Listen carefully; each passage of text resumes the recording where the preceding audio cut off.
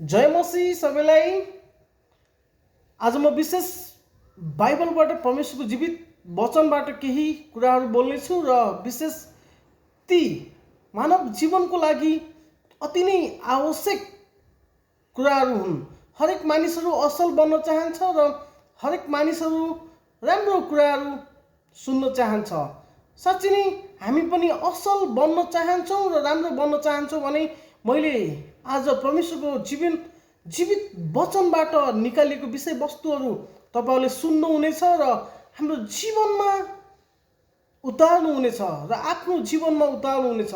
हरेक मानिसहरू असल बन्न चाहन्छ र हरेक मानिसहरू आफू केही परमेश्वरको वचनमा र व्यावहारिक ज्ञानहरूमा अगाडि बढेको चाहन्छ। हरेक मानिसहरू साँच्चै नै हरेक मानिसले बुझ्नुपर्ने विशेष कुराहरू के छ भने आम जीवनमा हामीलाई आवश्यक कुराहरू नभई नहुने कुराहरू हाम्रो जीवनलाई अति नै आवश्यक कुराहरूलाई हामीले विशेष ध्यान दिनुपर्ने कुराहरू हामीले बुझ्नुपर्ने हुँदछ।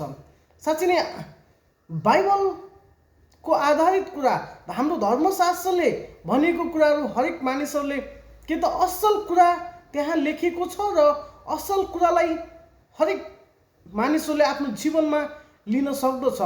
कुनै पनि असल कुरा स्वीकार गर्नु भनेको त्यो के त नराम्रो होइन।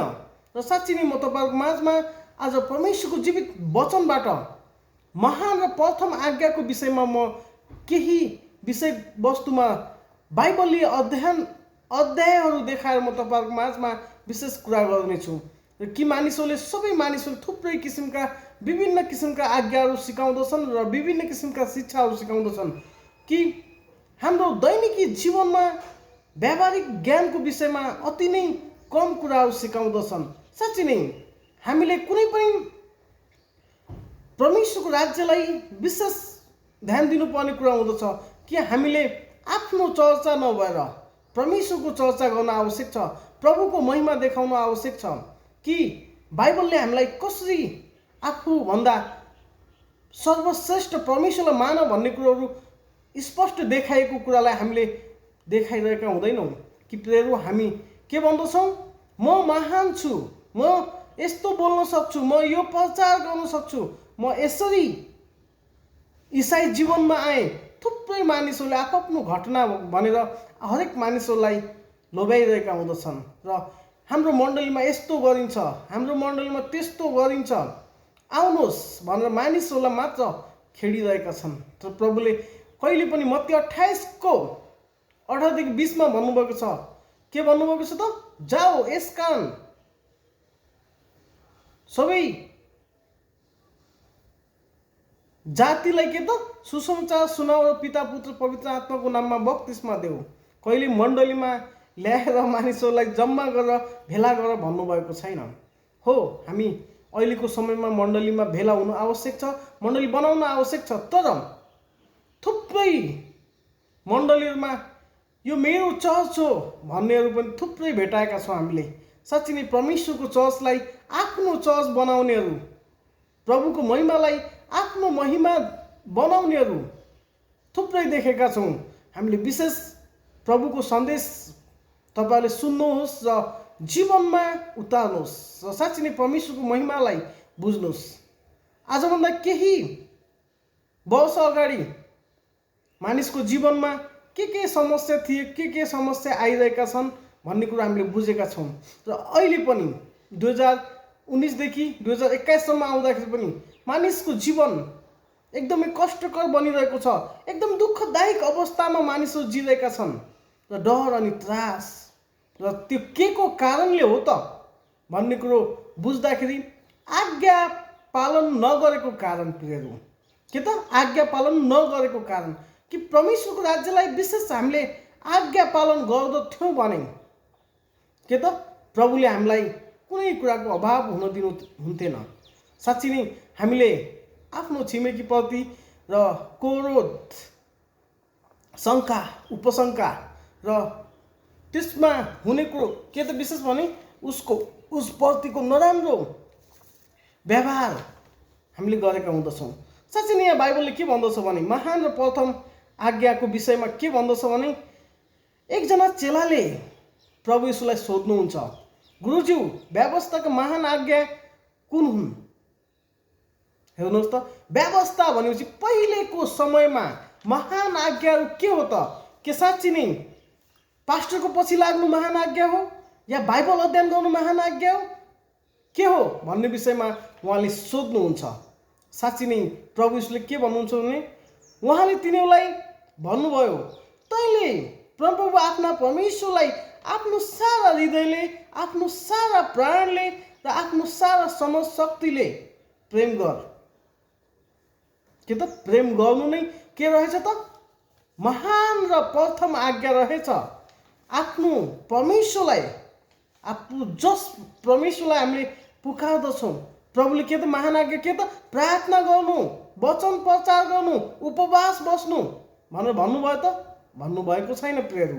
हामीले बुझ्न आवश्यक छ, हाम्रो सारा प्राणले, हाम्रो सारा हृदयले, हाम्रो सारा प्राणले र हाम्रो सारा समझ अनि शक्तिले, के त समझ अनि शक्तिले परमेश्वरले के गर्नु त? परमेश्वरलाई प्रेम गर्नु। के रहेछ त सर्वप्रथम त महान आज्ञा? आफ्नो परमेश्वरलाई प्रेम गर्नु र प्रभुको महिमा अनि प्रशंसा गर्नु, कि प्रभुलाई सम्झिरहनु रहेछ त।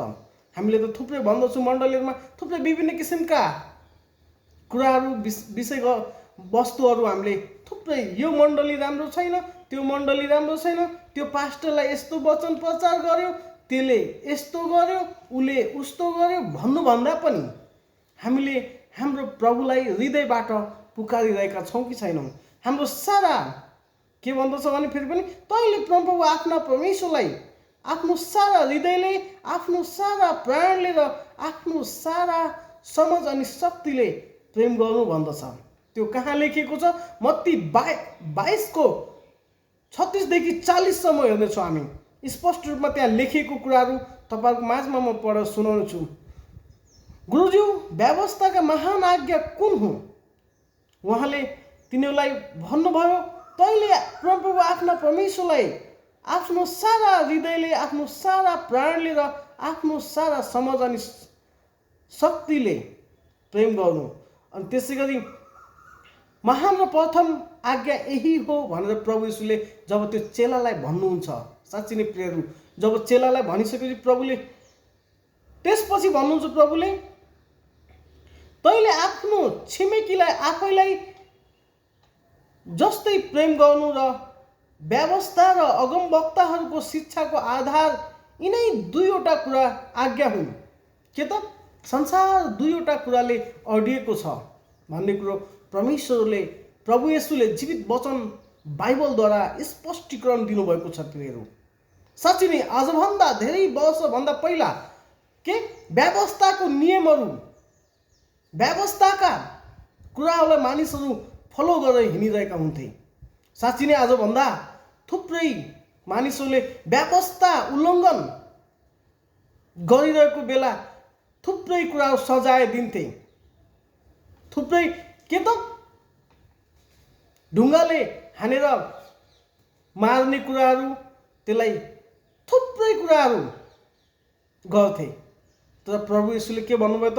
कसैले पनि महान दुईवटा आज्ञा, धेरै छैन, 10 आज्ञा छैन प्रियहरू। यहाँ मूसाको पालामा जो 10 आज्ञा थियो, त्यो 10 आज्ञा छैन। र यहाँ दुईटा आज्ञा प्रभु येशूले दिनुभएको छ। त्यो पनि आज्ञा होइन, व्यवस्थाको महान र दुईटा के त आज्ञाहरू यिनै हुन् भन्नुभएको छ प्रभुले। के त? आफ्नो परमेश्वरलाई हाम्रो सारा हृदयले, हाम्रो सारा समझले, हाम्रो सारा के त प्राणले, हाम्रो सारा हृदयले, हाम्रो सारा प्राणले र हाम्रो सारा समझ अनि शक्तिले आफ्नो परमेश्वरलाई प्रेम गर्नु। साँच्चै नै तपाईँहरूले के परमेश्वरलाई प्रेम गरिराख्नु भएको छ भने साँच्चै नै आजदेखि नै, अहिलेदेखि नै प्रभुले तपाईँलाई चिन्नु भएको छ। यदि छैन भने तपाईँले आजदेखि, अहिलेदेखि नै त्यो प्रेम गर्न सिक्नुहोस्। म प्रभुको महिमा, प्रशंसा गर्दछु भनेर हामीले अरूलाई चिनाउनु भन्दा पनि प्रभुलाई चिनाउने कोसिस गरौँ, प्रभुलाई महिमा दिने कोसिस गरौँ। र फेरि पनि प्रभुले के भन्नुहुन्छ भने फिलिपीको पुस्तकमा फिलिपीको मण्डलीलाई प्रेरित पावलले लेख्नुहुन्छ। के लेख्नुहुन्छ त? पावलले लेखेको कुराहरू यहाँ स्पष्ट कुराहरू हामीले जब प्रभुले लेखेको महान र प्रथम आज्ञा र दुईवटा आज्ञाहरू, महान र प्रथम के त? हाम्रो परमेश्वरलाई हाम्रो सारा हृदयले, हाम्रो सारा प्राण समशक्तिले र हाम्रो सारा प्राणले प्रभुलाई के त? प्रेम गर्नु। के त? थोरै मात्र हृदयले प्रभुलाई सम्झ्यौ भनेको छैन, थोरै मात्रै प्राणले प्रभुलाई धन्यवाद देऊ भनेको छैन। हामी त्यो भनाइको अर्थ के हो भनेपछि हामी जहाँ प्रभुमा उपस्थिति हुँदछौँ र आज सङ्गति नगए पनि हुन्छ, आज प्रार्थना नगरे पनि हुन्छ, भोलि गरौँला, त्यो हाम्रो जीवनमा कहिले पनि भोलि बाद आउनु हुँदैन भन्ने कुरो दर्शाउँदछ प्रियहरू। र समशक्तिले हाम्रो हृदयले भने हाम्रो हृदयबाट प्रभुलाई पुकारिरहन आवश्यक छ। हाम्रो प्राणले भनेपछि हाम्रो प्राण भनेपछि तपाईँले बुझ्नुहुन्छ, र त्यो प्राणले प्रभुलाई महिमा दिन आवश्यक छ भन्दछ। साँच्चै नै प्रियहरू, बाइबलमा लेखिएको कुराहरू म तपाईँहरूको माझमा सुनाइरहेको छु कि मेरो मनगढन्ते कुराहरू होइन। केवल अहिले थुप्रै मानिसहरू आफ्नो मनगढन्ते अन्य भाषाहरू बोलेर मैले त्यो अन्य भाषाको विरोध पनि गर्न चाहेको त होइन, तर मान्छेहरू युट्युबमा चङ्गाइका भिडियोहरू हालेर अनि अन्य भाषाहरू बोलेर थुप्रै किसिमले एकदमै आश्चर्य कर्महरू गरेर त्यो विरुद्धमा मैले बोल्न चाहेको होइन। तर पनि परमेश्वरले के भन्नुभएको छ? परमेश्वरको वचनलाई प्रचार गर, कि त्यो चङ्गाइलाई प्रचार गर भन्नुभएको छ। तर मण्डलीमा गर्नुहोस्। र हरेक मानिसहरूले आफ्नो मण्डलीमा आकर्षण गर्नलाई थुप्रै कुराहरू गरिरहेका छन्, तर परमेश्वरलाई आकर्षण गर्नुहोस् प्रियहरू, मानिसहरूलाई होइन। परमप्रभुले भन्नुहुन्छ दुई वा दुईभन्दा अधिक मानिसहरू जब एक मन र एक चित्त भएर मेरो नाममा घुँडा टेकेर प्रार्थना गर्दछन् भने मेरो जीवित उपस्थिति त्यहाँ हुनेछ भनेर प्रभुले भन्नुभएको छ। साँच्चै नै तपाईँ र मैले मानिसहरूलाई बोलाउनु भन्दा पनि प्रभुलाई बोलाउँ, प्रभुलाई हाम्रो सारा हृदयले, हाम्रो सारा प्राणले र हाम्रो सारा समझ अनि शक्तिले प्रेम गरौँ प्रियहरू। विशेष गरी परमेश्वरको राज्यमा फिलिपीको पुस्तकमा फेरि पावलले भन्नुहुन्छ, फिलिपीको मण्डलीलाई के भन्नुहुन्छ त भने त्यो विषय म तपाईँलाई पढेर सुनाउने छु। फिलिपी 2 अध्यायको 4 र 5 पदमा भनेको छ,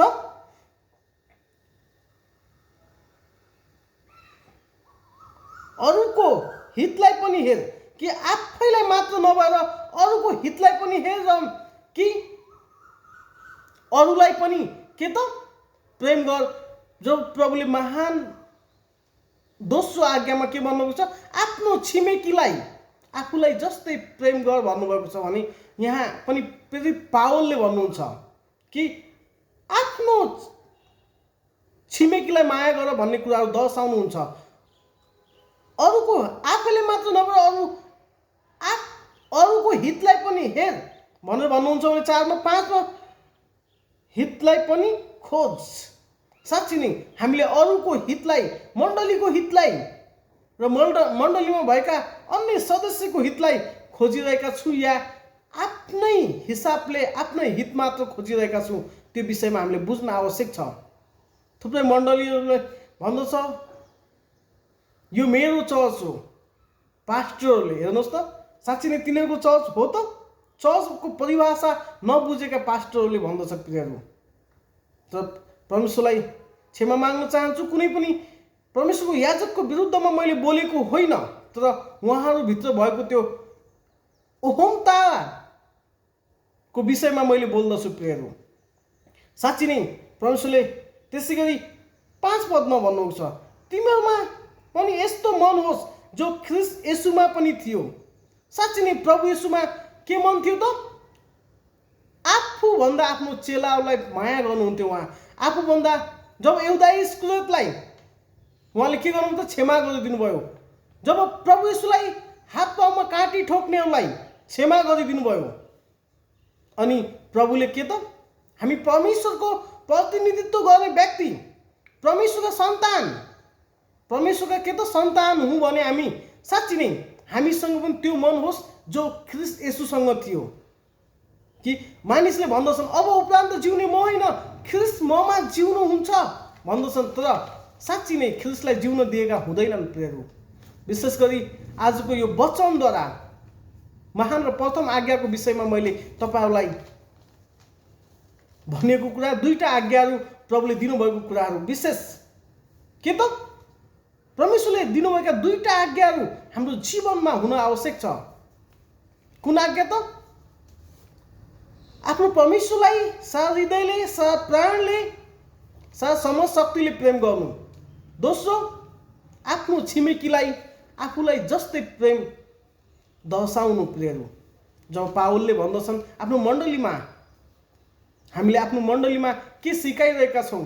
अहिले थुप्रै पास्टर, लिडर र मण्डलीका भाइ बहिनीहरूले भागी विवाह गरेका, बाइबलीय आज्ञा उल्लङ्घन गरेका छन्। र त्यो के को कारण त? अशिक्षा र अज्ञानताको कारण प्रियहरू। विशेष तपाईँहरूले यो वचन सुन्नु हुनेछ, बाइबल पढ्नुहुनेछ र आफ्नो जीवनमा उतार्नुहुनेछ भन्ने विशेष आशाका साथ म प्रभुको महिमा अनि प्रशंसा होस् यो वचनद्वारा कि परमेश्वरको त्यो महान र प्रथम आज्ञालाई तपाईँहरूले बुझ्नु भएको होस्। र महान आज्ञा के रहेछ त भनेपछि प्रभुलाई हामीले हाम्रो हृदयबाट पुकार्नु, धन्यवाद चढाउनु।